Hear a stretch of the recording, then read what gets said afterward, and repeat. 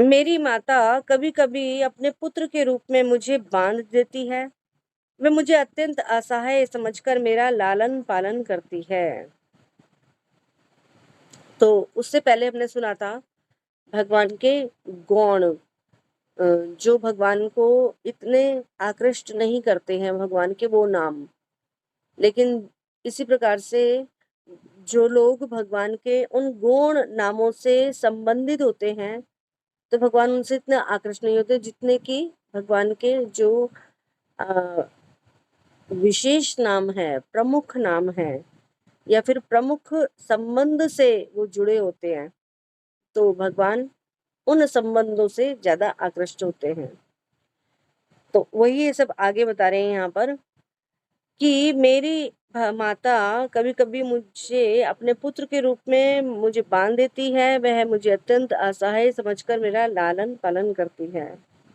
जबकि भगवान तो सबका लालन-पालन करने वाले हैं, सबके पालन करता है। श्लोक संख्या 25। सखा शुद्ध साखे करे स्कंदे आरोहण, तुमी कोड बड़ लोक तुमी आमी सम। मेरे मित्र शुद्ध मैत्री के कारण मेरे कंधों पर यह कहते हुए चढ़ जाते हैं कि तुम किस तरह के बड़े व्यक्ति हो, तुम और हम समान हैं। प्रिया यदि मान कौरी कौरय भत्सर, वेद स्तुति हेत हरि से मोर मन। और यद्यपि मेरी प्रियतमा रूठ कर मेरी भत्सना करती है, तो वह वेदों की पावन स्तुतियों से बढ़कर मेरे मन का हरण कर लेती है। तो श्रील प्रभुपाद जी के द्वारा तात्पर्य है। श्री प्रभुपाद की जय। उपनिषदों के अनुसार सारे जीव परम पुरुष भगवान पर आश्रित हैं। जैसे कि कहा गया है कठोपनिषद में 5.3, नित्यो नित्यानाम चेतना चेतनानाम एको बहुनाम यो विदधाति कामान। एक सनातन व्यक्ति द्वारा अन्य सारे सनातन जीवों का पालन किया जाता है। चूंकि पूर्ण पुरुषोत्तम भगवान अन्य सारे जीवों का पालन करते हैं, अतः वे जीव उनके आश्रित रहते हैं। यहाँ तक कि प्रेम व्यापार के आदान प्रदान के समय भी उन भक्त पर आश्रित रहते हैं। किंतु अत्यंत शुद्ध दिव्य प्रेम के विनिमय के अवसर पर कभी कभी आश्रित भक्त प्रधान पुरुष के रूप में भी प्रभुत्व जमाना चाहते हैं। जो कोई प्रेम पूर्वक भगवान से उनके माता पिता के रूप में व्यवहार करता है और कभी कभी भगवान के पद का भी अतिक्रमण कर जाता है, इसी प्रकार उनकी प्रेमिकाएं भी कभी कभी भगवान के पद से आगे बढ़ जाती हैं। किंतु ऐसे प्रयास उच्चतम प्रेम के प्रतीक हैं। केवल शुद्ध प्रेम से ही भगवान पर आश्रित प्रेमी भगवान की भत्सना करता है। भगवान इस भत्सना का आनंद लेते हुए इसे बहुत ही प्रेम से स्वीकार करते हैं।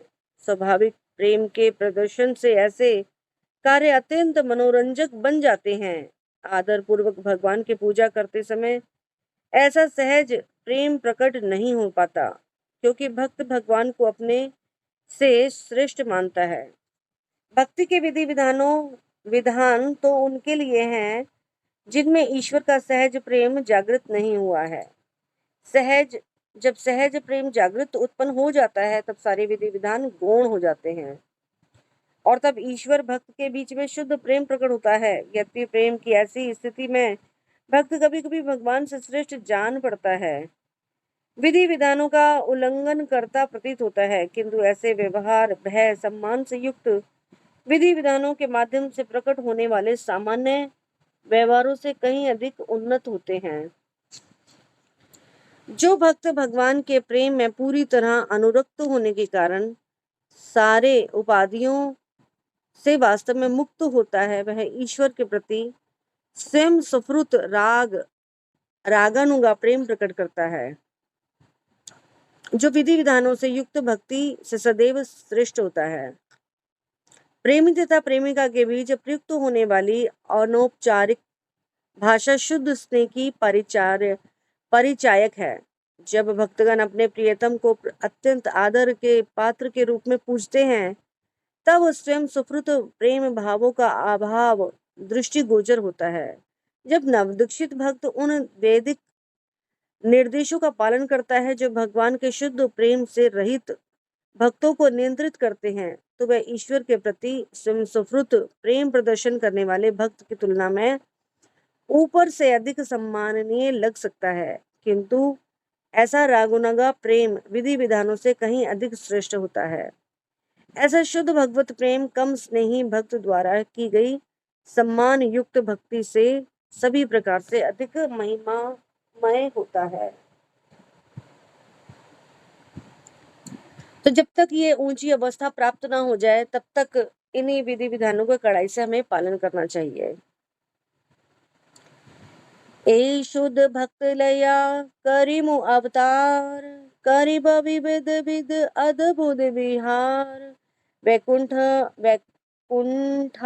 दे नाही ये लीला रे प्रचार, से लीला करिब यते मोर चमत्कार।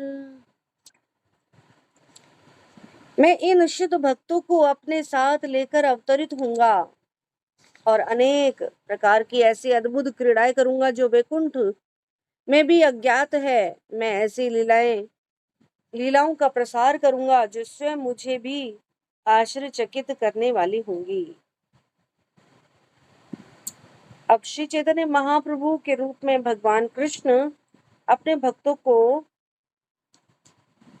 शुद्ध भक्ति की अवस्था तक क्रमश विकास करने की शिक्षा दे रहे हैं। वे इस समय अपने उत्कृष्ट दर्शन और उपदेशों में विविध अद्भुत लीलाओं में भाग लेने के लिए भक्त के रूप में अवतरित होते हैं। आध्यात्मिक आकाश में असंख्य वैकुंठ ग्रह हैं। इन सब में भगवान अपने शाश्वत भक्तों द्वारा संपन्न आदर भाव युक्त भक्ति को स्वीकार करते हैं। अतः भगवान श्री कृष्ण अपनी सर्वाधिक गुह्य लीलाएं प्रदर्शित करते हैं, जिनका आनंद वे दिव्य जगत में लेते हैं, और ऐसी लीलाएं इतनी आकर्षक होती हैं कि वे भगवान तक को आकर्षित करती हैं। इस तरह वे भगवान श्री चैतन्य के रूप में उनका आस्वादन स्वयं करते हैं। मो विषय गोपी गणेर उपपति भावे, योग माया करिबेक अपन प्रभावे। योग माया के प्रभाव से गोपियों में यह भाव प्रेरित होगा कि मैं उनका उपपति हूँ। तो एक होती है महामाया, एक होती है योग माया।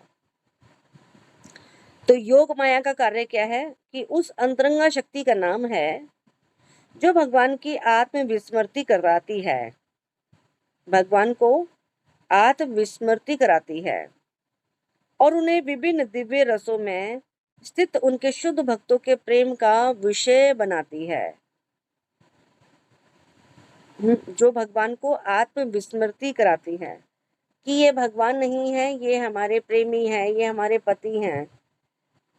जैसे कि यशोदा मैया के बारे में हम सुनते हैं कि यशोदा मैया, भगवान ने कितने उनको ऐसे कार्य करके दिखाए जिससे कि वो ये जान सकती थी कि वो भगवान है, लेकिन उन्होंने कभी जानने का प्रयास ही नहीं किया। हर बारी यही कह देती कि नहीं नहीं, ये तो मेरा पुत्र है, ये तो मेरा पुत्र है। जैसे कि हम देख सकते हैं कि भगवान ने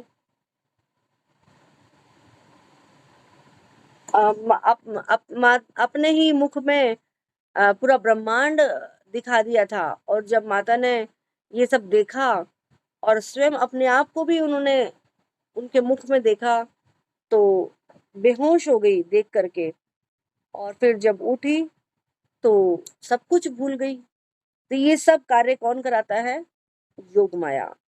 तो योग माया भगवान से आदान प्रदान करने के लिए इन सारे को वो भुला देते हैं, ऊंचे पद पर उनको ले आते हैं।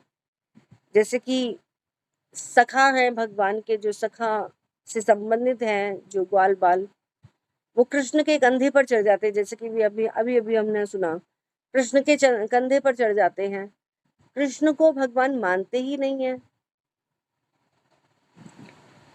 तो उन्हें विभिन्न दिव्य रसों में स्थित उनके शुद्ध भक्तों के प्रेम का विषय बनाती है। यही योग माया शक्ति ब्रज की गोपियों के मन में भी एक आध्यात्मिक भाव उत्पन्न करती है जिससे वे कृष्ण को अपना उपपति समझती हैं। और इस भाव की तुलना भौतिक अवैध संबंधों, काम वासना से नहीं की जा सकती। इस भौतिक जगत में अवैध संबंध मतलब दूसरे के व्यक्ति को अपना जारपति मानना, उससे संबंध बनाना, तो ये क्या है? अवैध संबंध है, खराब संबंध है ये। तो उसकी तुलना इस जिसको वो क्या कहती हैं, उपपति, उससे इसकी तुलना नहीं करनी चाहिए। इसका यौन मनोविज्ञान से कोई संबंध नहीं होता। यद्यपि ऐसे भक्तों का शुद्ध प्रेम यौन व्यापार जैसा प्रतीत होता है, क्योंकि उनकी अवस्था बहुत कम होती है और मनुष्य को यह निश्चित रूप से स्मरण रखना होगा कि इस विराट भौतिक जगत में कोई भी ऐसी वस्तु नहीं होती जिसका वास्तविक प्रतिरूप आध्यात्मिक जगत में ना पाया जाता हो। सारा भौतिक जगत दिव्यता से उत्पन्न है। भौतिक जगत में प्रेमी प्रेमिका का वासनात्मक प्रेम दिव्य वास्तविकता का विकृत प्रतिबिंब मात्र होता है, उसकी छाया है वो। किंतु उसे आध्यात्मिक विज्ञान की पर्याप्त शिक्षा प्राप्त किए बिना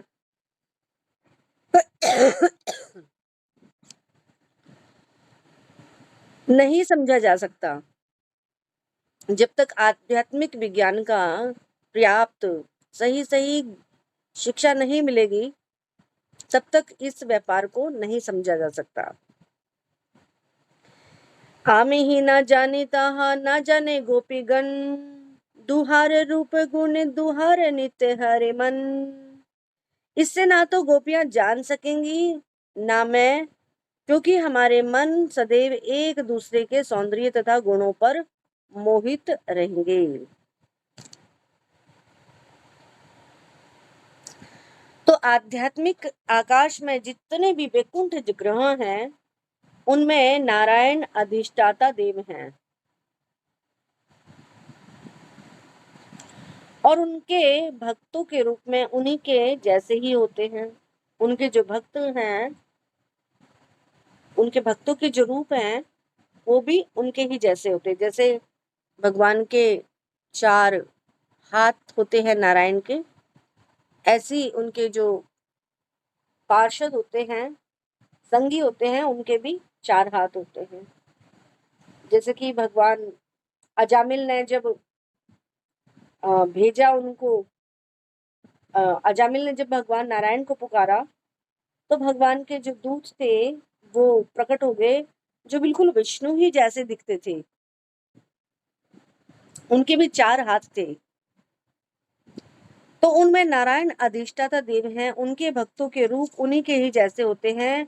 वहां पर भक्ति का विनिमय आदर के स्तर पर होता है, किंतु इन समस्त वैकुंठ ग्रहों के भी ऊपर गोलोक कृष्ण लोक है। तो वैकुंठ लोक और कृष्ण लोक, गोलोक वृंदावन में अंतर है ना।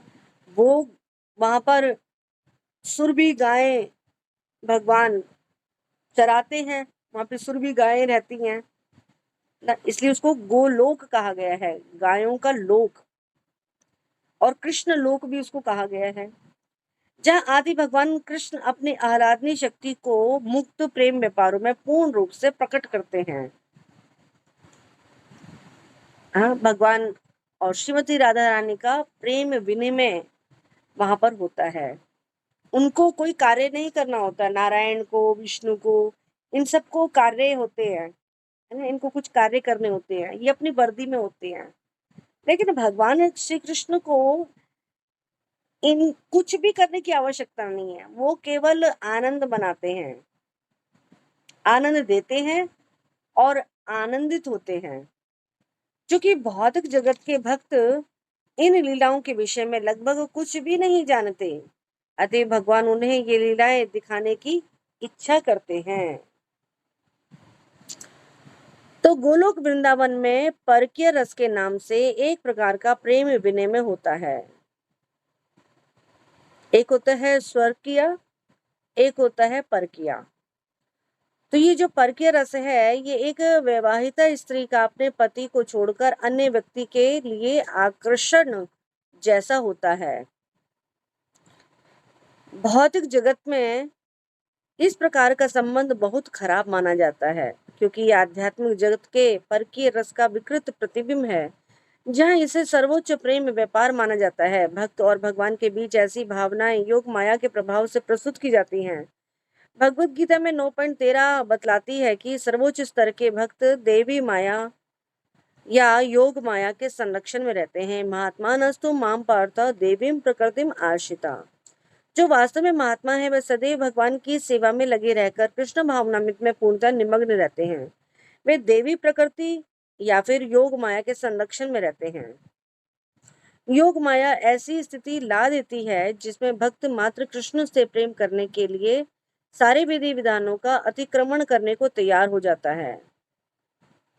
जैसे कि हम देखते हैं, उद्धव जी जब गए थे गोपियों को समझाने के लिए कि तुम ब्रह्म का ध्यान करो, विधि विधानों का पालन करो, वो ईश्वर हैं, वो परमात्मा हैं, उनको अपने भीतर देखो। वो कहते कि इन सब की प्रैक्टिस करने की हमें जरूरत नहीं है ना। हम बिना प्रैक्टिस के ही हमें स्वतः वे याद आते हैं। हम इतने निमग्न हो गए हैं उनके विचारों में कि हमें विधि विधानों की जरूरत ही नहीं है। बिना विधि विधानों के ही हमारी स्मृति में वो हमेशा बने रहते हैं। फिर हमें इन सब विधि विधानों की जरूरत क्या है।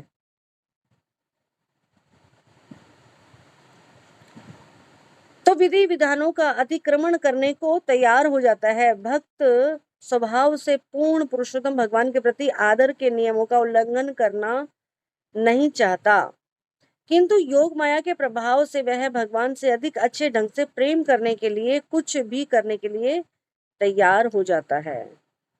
भगवान से अधिक अच्छे ढंग से प्रेम करने के लिए, जैसे श्रीमती राधा रानी भगवान से कितना प्रेम करती हैं, उस प्रेम को जानने के लिए कि राधा रानी भगवान से कितना प्रेम करती हैं, उसको जानने के लिए भगवान को स्वयं चैतन्य महाप्रभु के रूप में आना पड़ता है, उनको समझने के लिए, उसके प्रेम को समझने के लिए।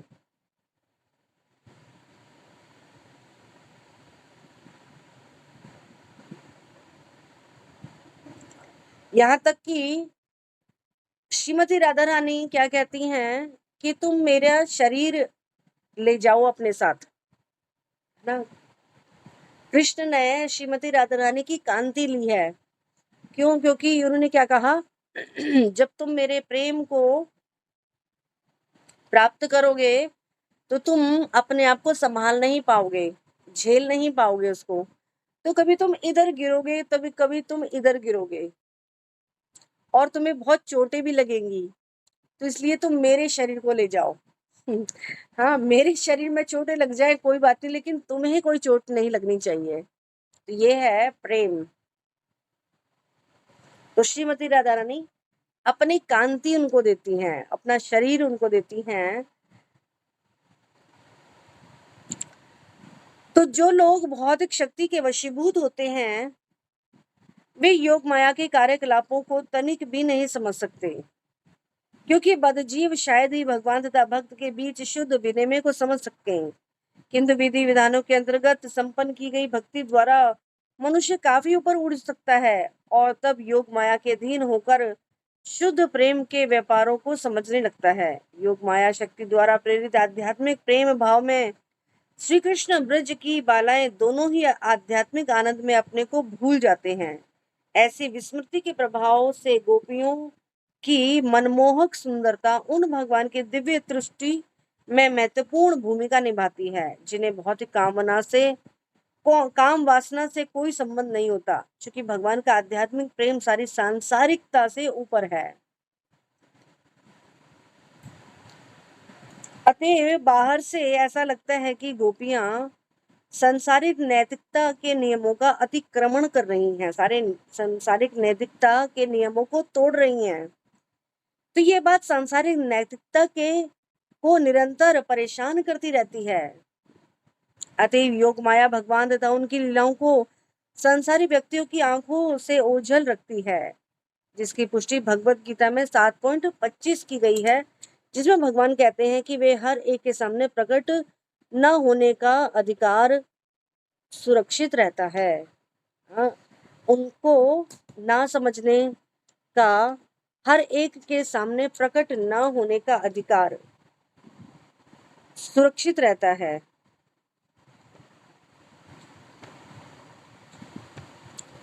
तो योग माया का कार्य कभी कभी भगवान तथा गोपियों को प्रेम के आनंद अतिरेक में मिलाते हैं।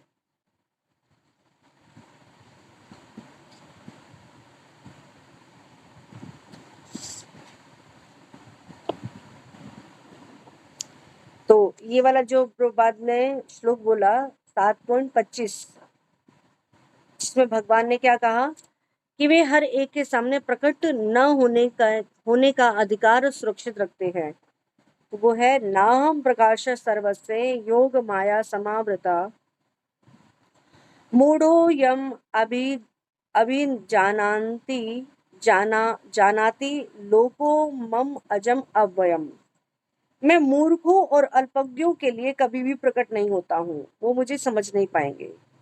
उनके लिए तो मैं अपनी अंतरंग शक्ति द्वारा आच्छादित रहता हूँ। अंतरंग शक्ति मतलब वही योग माया। योग माया के कारण भगवान ढके रहते हैं। अतः वे यह नहीं जान पाते कि मैं अजन्मा तथा अविनाशी हूँ। तो यहाँ पे समय हो गया है हमारा, लेकिन 1 मिनट में इसको पूरा कर देती हूँ तात्पर्य को। योग माया के कार्य कभी भगवान तथा गोपियों के प्रेम के आनंद अतिरेक में मिलाते हैं, न तो कभी उनका विक्षोभ कराते हैं। भगवान के ये दिव्य प्रेम व्यापार परम सत्य के निराकार स्वरूप में आबद्ध मायावादियों के लिए अकल्पनीय है। इसलिए भगवान सांसारिकियों के समक्ष उन्हें सर्वोच्च आध्यात्मिक साक्षात्कार कराने के लिए स्वयं प्रकट होते हैं और स्वयं ही उस रस का आस्वादन करते हैं। भगवान इतने दयालु हैं कि वे पतितात्माओं को अपने साथ भगवत धाम वापस ले जाने के लिए स्वयं अवतरित होते हैं, जहाँ श्रृंगारिक भगवत प्रेम आलापों का आस्वादन नित्य ही उनके सही रूप में किया जाता है। ऐसे प्रेम आलाप उस विकृत काम वासना से भिन्न है जिसे पतितात्मा अपनी रुग्ण अवस्था में पूजते हैं, उसमें लिप्त होते हैं। भगवान इसलिए रासलीला प्रदर्शित करते हैं कि जिससे पतितात्मा उनकी रुग्ण नैतिकता और धार्मिकता का परित्याग करने के लिए प्रेरित हों। जिससे पतितात्मा अपनी रुग्ण नैतिकता तथा जो उसकी बीमारी है वो उसकी खत्म हो और धार्मिकता का परित्याग करने के लिए प्रेरित हो, वास्तविक भोगने के लिए भगवत धाम के प्रति आकृष्ट हो। रासलीला को तत्व से समझने वाला व्यक्ति निश्चित रूप से सांसारिक काम वासना से घृणा करेगा और स्वरूप सिद्ध व्यक्ति के लिए उचित माध्यम द्वारा भगवान की रासलीला का श्रवण उसे भौतिक काम सुख से सर्वदा विपरीत कर देगा। ठीक है, तो ये आध्यात्मिक जो भगवान का इस प्रकार से भगवान और गोपियों का जो संबंध है, इसको समझना अत्यंत कठिन है ना। हम अपने इस भौतिक संसार के प्रेम व्यापार से नहीं समझ सकते।